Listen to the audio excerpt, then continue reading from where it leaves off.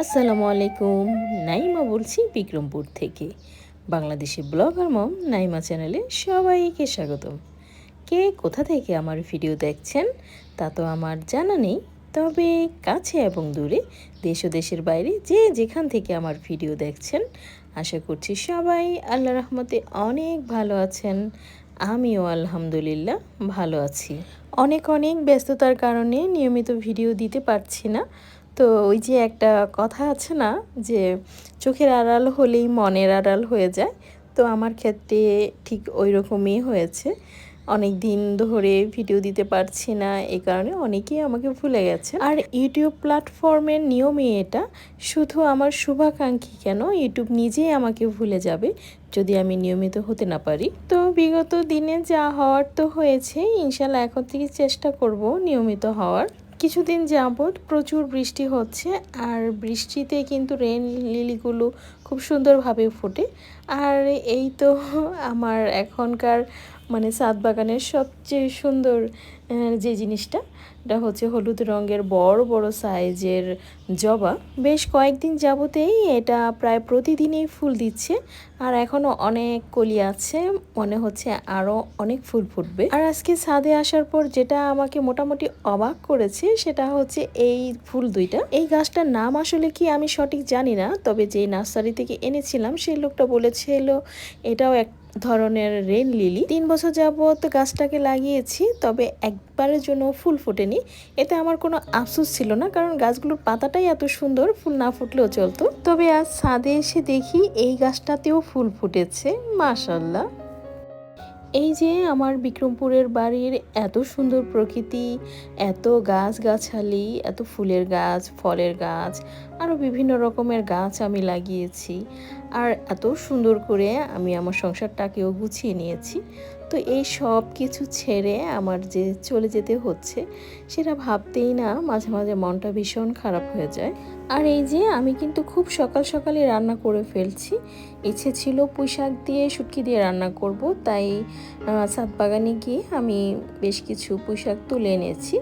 তো এখন আর ভাবছি যে পুঁইশাক দিয়ে রান্না করব না, আমি শুটকিটা ভুনাই করে ফেলবো। তো সেটাই করলাম, বেশি করে রসুন দিয়ে, আস্ত রসুন দিয়ে আমি শুটকিটাকে ভুনা করেছি। আর ডিম রান্না করেছি। তো এত সকাল সকাল সব রান্না বান্না করে ফেলেছি। এটার কারণ হচ্ছে আমার হাজব্যান্ডের জন্য আজকেও রান্না করে তরকারি পাঠাতে হবে। আমার আরও অনেক ভিডিওতে আপনারা এই জিনিসটা দেখেছেন যে আমি প্রায় দিনেই ভোরবেলাতে রান্না বান্না করে ফেলি, দুপুরের রান্নাটা সহ। তো সেই রান্না করে সেই খাবারটাকে আমি আমার হাজব্যান্ডের জন্য ঢাকায় পাঠাই। দেখা যায় একদিন রান্না করে পাঠালে উনি 2 থেকে 3 দিন সেটা গরম করে খান। দীর্ঘদিন এমনভাবেই চলছে, আমি রান্না করে আলাদা বক্সে বক্সে করে দিয়ে দিই, উনি ফ্রিজে রেখে দেন, তারপর প্রয়োজন মতো বের করে গরম করে খান। এই কথাটা আমি আরও অনেকবারই বলেছি যে আগে আমার হাজব্যান্ড দুপুরের খাবারটা বেশিরভাগই আমার খালামণির বাসায় খেতেন, কারণ আমার হাজব্যান্ডের বাসা প্লাস হচ্ছে দোকান, দুইটাই আমার খালামণির বাসার খুবই সামনে।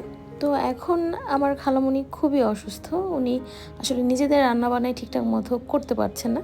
তো সেখানে গিয়ে যদি আরেকজন উপস্থিত হয় খাওয়ার জন্য, সেটা খুবই খারাপ দেখায়। এ কারণে দেখা যাচ্ছে বেশ কয়েক মাস যাবৎ আমার হাজব্যান্ড আর ওইখানে যান না খেতে। আমার খালামণি বলে, আঙ্কেলও প্রায় সময় বলে, কিন্তু উনি যান না নিজে থেকে। এই কারণে ওনার খাওয়া দাওয়ায় খুবই প্রবলেম হচ্ছে, বেশিরভাগ সময় দেখা যায় বাইরে থেকেই খান। আর মাঝে মাঝে আমি এভাবে রান্না করে পাঠাই, তো সেগুলো ফ্রিজে রেখে পরবর্তীতে প্রয়োজন মতো গরম করে খান। তো দুইটা খাবারই কিন্তু স্বাস্থ্যের জন্য ক্ষতিকর। বাইরে যে বেশিরভাগ সময় খাচ্ছেন, এটাও স্বাস্থ্যের জন্য খুবই ক্ষতিকর। আবার এই যে তরকারি বক্সে করে ফ্রিজে রেখে সেটা গরম করে 2-3 দিন যাবৎ খাচ্ছেন, সেটাও কিন্তু খুবই স্বাস্থ্যের জন্য ক্ষতিকর একটা বিষয়। এছাড়া আমার হাজব্যান্ড গত 1 বছর যাবৎ এমনিতেও একটু অসুস্থ, সেটা সবাই জানেন। উনি অ্যাক্সিডেন্ট করেছিলেন, পায়ে প্রচণ্ড রকমের আঘাত পেয়েছিলেন। এখন আল্লাহর রহমতে অনেকটা ভালো পায়ের অবস্থা, কিন্তু হচ্ছে অনেক হাই পাওয়ারের অ্যান্টিবায়োটিক ও ঔষধ খাওয়ার কারণে দেখা গেছে ওনার প্রেশার খুবই হাই লেভেলে থাকে। এই কারণে এখন প্রেশারের ওষুধও কন্টিনিউ করতে হচ্ছে। আর দেখা যায় বাইরের খাবার অতিরিক্ত পরিমাণে খেলে, যেহেতু বাইরের খাবারে প্রচুর পরিমাণে তেল থাকে, তো প্রেশারটা এমনিতেই হাই হয়ে যায়।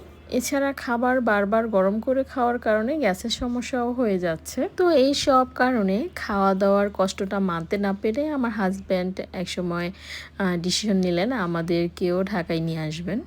এরপর আমিও দেখলাম যে আমার হাজব্যান্ডেরও যেহেতু সমস্যা হচ্ছে, আর আমার মেয়েকেও একটা ভালো মহিলা মাদ্রাসায় ভর্তি করার আমার ইচ্ছে। আমার মেয়ের জন্মের পরে আমি এটা নিয়ত করেছিলাম যে মাদ্রাসায় পড়াবো। তো গ্রামে আসলে ওই রকম ভালো মাদ্রাসা, বিশেষ করে মেয়েদের, মানে একটু উপরের ক্লাসে উঠলে দেখা যায় আর হয় না, নিচের ক্লাসে যাই থাকে উপরের ক্লাসে আর ওইরকম ভালো মাদ্রাসা পাওয়া যায় না। এছাড়া আমার ছেলেও ১.৫ বছর যাবৎ মাদ্রাসায় পড়ছে, আমাদের বাড়ির পাশের একটা মাদ্রাসা। তো দেখা যায় বাড়ির পাশে হওয়ায় ও পড়াশোনায় খুব একটা মনোযোগী হচ্ছে না, বারবার বাসায় যা আসছে আবার মাদ্রাসায় যাচ্ছে। হুজুররাও ওকে ওইরকম কিছু বলছে না, আর ও হুজুরদেরকে ওইরকম ভয়ও পাচ্ছে না। এই কারণে আমার ছেলের পড়াশোনাও ক্ষতি হচ্ছে। তো এভাবে চলতে থাকলে দেখা যাবে ভবিষ্যতে যে একটা মানে টার্গেট আছে যে ছেলে হাফেজ হয়ে বের হবে, সেটা পূর্ণ করাটা খুবই কষ্টকর হয়ে যাবে। কারণ মাদ্রাসার পড়াশোনা খুবই কষ্টের, হার্ড ওয়ার্কিং করতে না পারলে মাদ্রাসা থেকে ভালো একটা ফলাফল নিয়ে বের হওয়াটা যায়ই না বলতে গেলে। এই কারণে সব কিছু বিচার বিশ্লেষণ করে আমিও ঢাকায় আসতে রাজি হয়ে গেলাম যে ঢাকায় এসে ছেলে মেয়েকে ভালো একটা মাদ্রাসায় ভর্তি করব। আর আমার হাজব্যান্ডের যে সমস্যাটা খাওয়া দাওয়ার, সেটাও আল্লাহর রহমতে ঠিক হয়ে যাবে।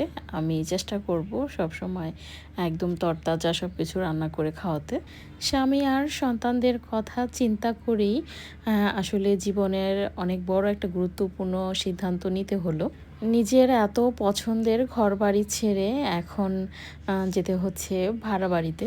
১৩ বছর যাবৎ এখানে আমার কত রকমের স্মৃতি জড়িয়ে আছে, তো সেগুলোকে পিছনে ফেলে সামনের দিকে এগিয়ে যাওয়ার জন্য পথ চলছি।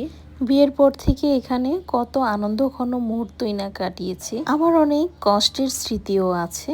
তো সব মিলিয়ে একটা মায়ায় পড়ে গিয়েছি এই সংসারে। সেই মায়া কাটিয়ে কতটা ভালো থাকতে পারবো জানি না, তবে সবাই আমাদের জন্য দোয়া করবেন। নতুন সংসার যেন আল্লাহ রহমতে সব কিছু সুন্দরভাবে গুছিয়ে নিতে পারি। যেসব ফার্নিচারগুলো আমি ঢাকায় নিব, সেসব ফার্নিচারগুলো আমি আস্তে আস্তে খালি করছি। যেসব কাপড় চোপড় জিনিসপত্র নিব, সেগুলো বড় বড় ব্যাগস, তারপর কার্টুন, অনেকগুলো কার্টুন আমি ভর্তি করছি। কাচের জিনিসগুলো প্রথমে আমি একটার উপরে আরেকটা রেখেছিলাম, তো তারপর আমার বড় আপু বললো যে এভাবে যদি নেই তাহলে সবই ভেঙে যাবে। এরপর আমি কাচের জিনিসগুলো কাপড়ে মুড়িয়ে তারপর নিয়েছি বিছানার চাদর, কাঁথা, তারপর কিছু অপ্রয়োজনীয় কাপড়ও নিয়েছি যেগুলো পরবর্তীতে বাসা পরিষ্কারের কাজে লাগবে। আসলে এর আগে তো আমি কখনো বাসা শিফট করিনি, তাই অনেক কিছুই জানা নেই।